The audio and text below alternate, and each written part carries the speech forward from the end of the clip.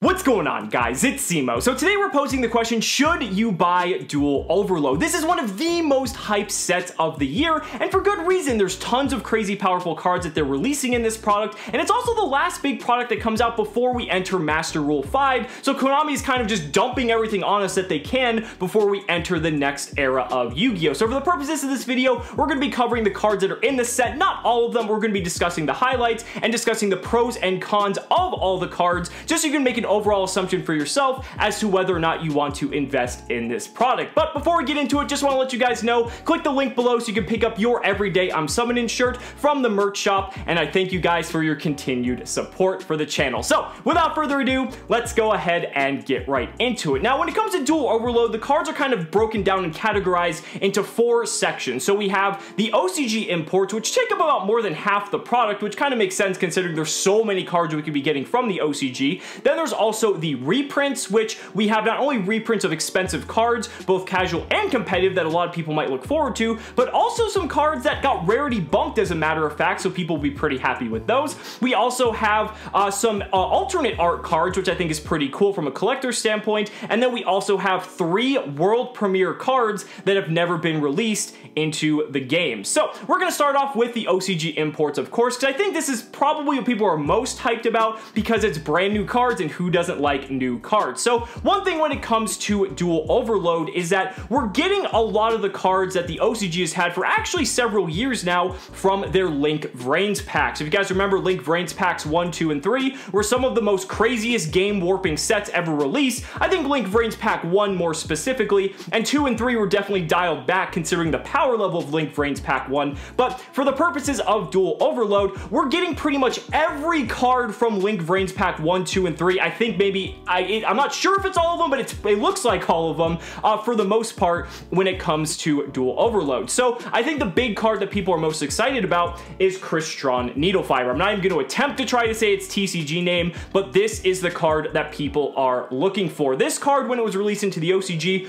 kind of warped their format. Now, to be fair, you have to look at it in context because Summon Sorcerers was still legal.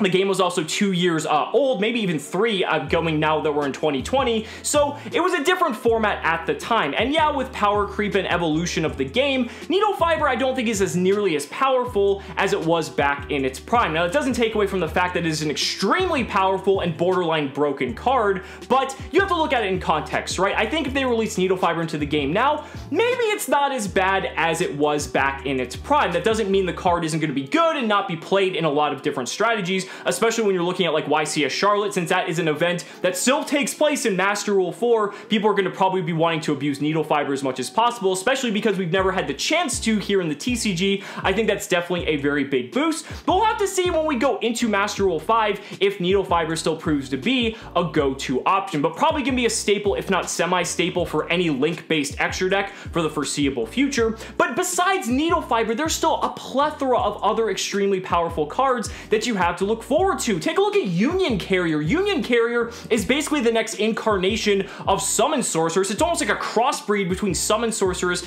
and Curious, allowing you to access essentially any monster in your deck, do some degenerate things, which people have already started figuring out since it was released in the OCG, and it has a lot of flexibility in how you can incorporate it into your deck. So this is another card you definitely need to look out for because there's going to be a lot of decks wanting to play this and abuse Union Carrier to its full potential. We have cards like Cimoooooooo, the Bird of Divinity, which has this like infinite loop of effect negation locks, which is just insane. I don't know how like practical that is to incorporate into decks. I know the OCG did it a little bit, but I don't know how extreme we're going to take it here in the TCG. We also have Selene, the Endymion Link, for all the Pendulum players out there since Electromite's banned. This is it's not an Electromite, but it's still a very powerful card for Pendulum players nonetheless. We have Predaplant, Verte, Anaconda. This is another extremely powerful card that's very generic and allows you to access fusion cards like Super Polymerization, Instant Fusion. It's going to be wild. But beyond that, there's even other cards like Lib, the World Key Blade Master. We have Relinquished Anima, which is going to completely change the dynamic for any deck that plays level 1s, essentially acting as like a Link Thousand Eyes Restrict. I mean, that's pretty good. There's just so many different cards that we're getting bombarded with that it's going to change so many different elements because there's going to be a lot of new cards to learn. Now, Now, that doesn't mean every card in here is an absolute killer like Needle Fiber or Union Carrier, but there's still a lot of cards in here that people are going to have to learn and people are really excited to play with. But that's going to bring us on to our next category, being reprints. And there are some highly coveted reprints in this set. First and foremost, I think the one that people are most looking forward to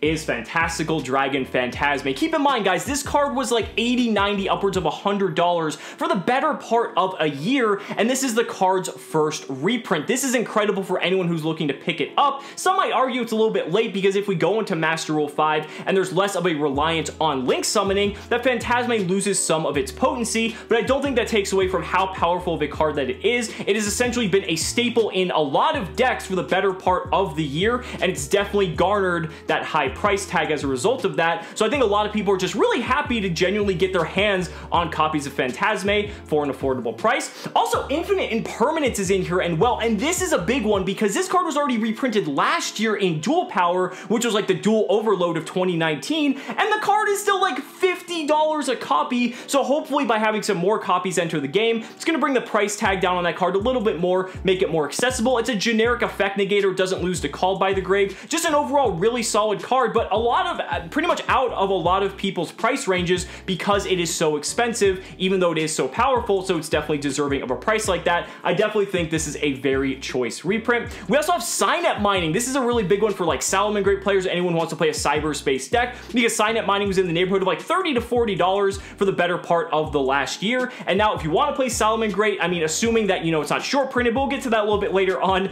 Signet Mining is definitely going to come down in price because there's going to be more copies circulating around. And speaking of Salamangreat, we have Salamangreat Almirage getting a reprint as well, not for Salamangreat specifically, but for all those Invoke decks, because you can take your Alistair, link into Almirage, and then you either can use it for fire material or link into Secure Gardener to give you a one-card Mechaba, essentially, so that's pretty good. A lot of other decks take advantage of Almirage too, but Invoked probably does it best. But again, at like 30 to 40 bucks a copy, that card is definitely going to drop in price. There's also Dingirsu, Orcus of the Evening Star. Like, this is another huge reprint for anyone looking to play Orcus. Dingirsu is one of the most expensive cards in that deck, and a reprint will definitely bring down the price of that card. And we even have Cyber Emergency, and even though Cyber Dragon is like rogue at best at the current format, it's so nice because this card was just precluding so many people from playing Cyber Dragon, and now it becomes much more affordable because Cyber Emergency had never had a reprint up until this point. And besides like the really expensive reprints, they're also reprinting some cards at a upgraded foil level. So for instance, Cybernetic Overflow went from common to ultra rare, since this is an all ultra rare set. Really nice for anyone looking to hollow out that deck. But then they even reprinted cards that weren't even necessarily used in like the current competitive game, but were still really expensive. Cards like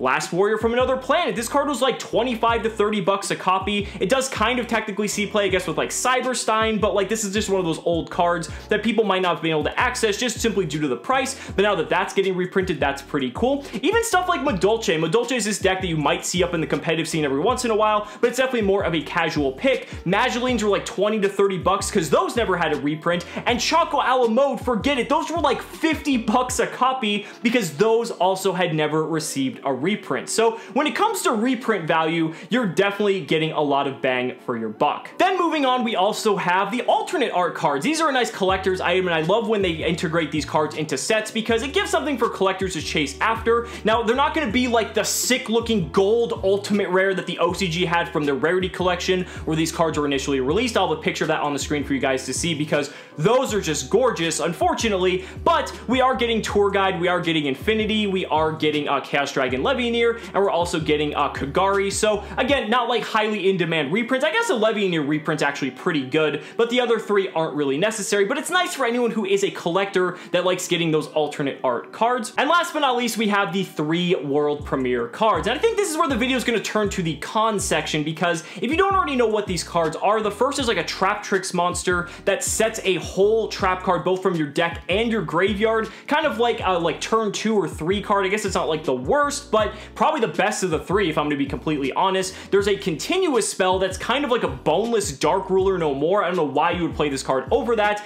And then finally there's like a Mayakashi trap card that relates to like zombie synchros. They just seem like so specific, and it just seems like there's better cards that almost do everything that these cards do. And when I think world premiere cards, I'm thinking stuff like Nibiru, Dark Ruler, and Dimension Shifter. And these cards don't exactly scream anything close to what those cards did to the game. Now, that doesn't mean that World Premiere necessarily means they have to be like game warping, because obviously Nibiru and Dark Ruler kind of shifted the game in a completely different direction in their own right. Dimension Shifter also kind of did for some decks, but not nearly as much as the other two. Now, we don't have to have cards like that level of powerful, but they could still be like generically good cards that multiple decks could play. I think that would be something I would prefer moving forward if they continue to release these World Premiere cards, rather than these like specific cards that only like one or two decks can incorporate. I think a lot of people might be in agreement that that's better for a World Premiere card than something that's highly specific like the Mayakashi trap. But now I want to take the last few minutes to discuss what's really missing from this set, right? Because we've got some cool imports coming from the OCG, we've got some cool reprints, but like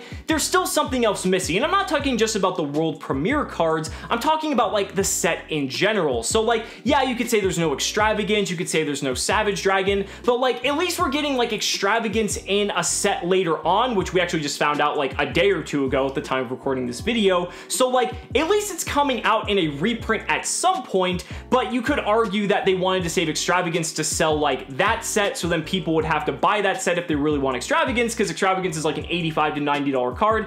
I guess, I mean, yeah, Phantasmay's in here, so you could argue there's no reason they couldn't put Pot in here, and yeah, maybe they should have put it in here, who knows, but I think the quality overall of the cards that they picked to put in here are pretty good. I mean, there's some pretty solid reprints, some pretty solid imports. It just feels like it's kind of bulked down by everything else in the set. Keep in mind, this is a 100 card set, and if you look at the whole list, which I'll have in the description for you guys to look for yourself, there's maybe only like 25 to 30 cards that I would say like collectively like everyone in the community is excited about, and then there might be like 10 or 20 more that you personally are excited about, but like that's kind of hit or miss, right? I think if you like reduce the number of cards in the set and made it a lot more likely to get the good cards, then people might not be as frustrated about it. But you know, when you look at other cards like Extravagance, I mentioned Savage Dragon. Savage Dragon might just be in the Megatins this year, because I think that would make the most sense, since Savage Strike missed out on last year's Megatins, so there's always the likelihood that that happens. But even so, that's also like a $30 to $40 card. You could make the argument that it could have been in here. So there's cards that like are filling slots in this set that could have been filled by other cards that desperately needed a reprint.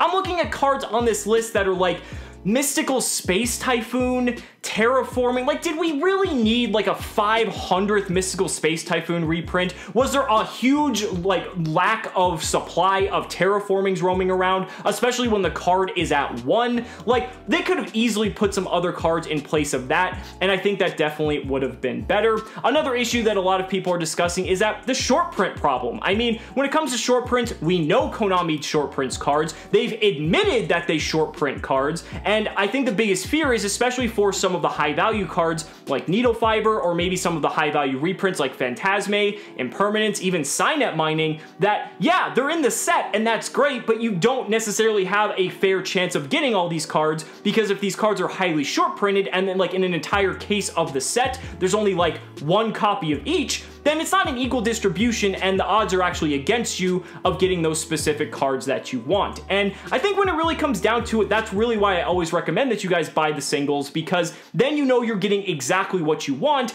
and when the odds aren't in your favor, especially when we know they're not in our favor, that's why I want to make sure you guys know that, and that way you can make the best decision for yourself as to what you want to do. Now, overall, when it comes to Duel Overload, I think the set is actually pretty good. Some people are shitting on it just simply due to the fact that there isn't, like, everything in the set is broken, right? But, like, when was the last time we had a set that was, like, really that good? I think you'd be hard-pressed to find one. I think the set is above average, and I think the collective consensus is kind of in that same boat, because, yes, there's some incredible OCG imports. There's some great reprints, whether you're looking for high-value reprints to come down, some rarity bumps, or even, like, some older cards that were just hard to acquire getting a fair reprint. Duel Overload and like Dual Power by extension like last year, this is like the perfect set for that. When I look at my 3 pillars of what a product should appeal to, when it's the competitive players, the casual players, and the collective players, there's something in this set for everyone. You can get a box of Dual Power and probably be pretty happy with what you're going to receive. There's not many sets that do that. It's probably like going to be Duel Overload, and then also we have Dual Power, and then maybe maybe something in the neighborhood of like the Mega Tins if they do the Mega Tins correctly. So I think overall the set's above average. I don't think it's like insane by any stretch of the imagination, but if you want to pick one up for fun, I think that's perfectly okay. But if there's specific cards that you're looking for, definitely be sure to get those online, and be sure to use my TCG Player affiliate link in the description below, so that way you can support the channel while you're picking up the cards that you want. So guys, that's gonna do it for my analysis. Let me know down in the comments what you guys think about Duel Overload. I'd really love to hear your thoughts. Thank you guys so much for watching the video. Be sure to like the video as always, subscribe to the channel for more amazing Yu-Gi-Oh content, and if you found this video helpful, consider supporting me on Patreon or becoming a YouTube channel member. Because just by showing your support in any way that you can, you're investing in my ability to continue bringing you amazing Yu-Gi-Oh content. So thanks so much again, and we'll see you next time.